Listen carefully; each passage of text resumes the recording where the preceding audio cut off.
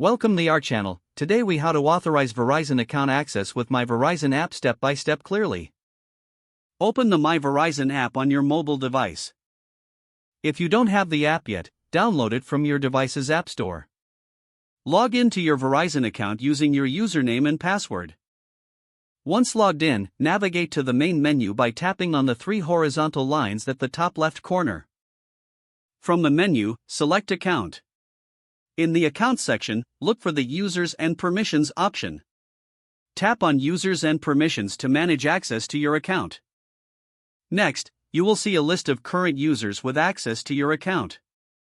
To add a new user, tap on the Add a User button. Enter the required information for the new user, including their name, email address, and phone number.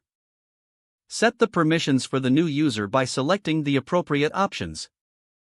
Once you have completed the information, tap Save to authorize the new user. The new user will receive an email invitation to accept access to your Verizon account. Instruct the new user to follow the link in the email to complete the authorization process. After the new user accepts the invitation, they will have access to manage account settings as specified. Always ensure to review user access periodically to maintain account security. You have now successfully authorized account access with the My Verizon app.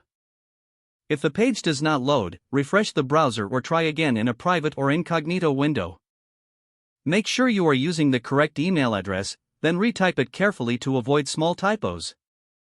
If your password is not accepted, use the reset option and create a new strong password you can remember. Check your spam folder for verification or security emails, then complete any requested confirmation steps. Enable two-factor authentication if available to improve account security and reduce unauthorized access risk. After signing in, review your profile details so your contact information and settings are accurate and current. If you see an error message, note it down and try again after restarting your device and internet connection. Log out when you finish, especially on shared devices, to keep your account and payment information secure. If the page does not load, refresh the browser or try again in a private or incognito window. Make sure you are using the correct email address, then retype it carefully to avoid small typos. If your password is not accepted, use the reset option and create a new strong password you can remember. Check your spam folder for verification or security emails, then complete any requested confirmation steps. Don't forget to like this video and subscribe to our channel for more step-by-step tech guides.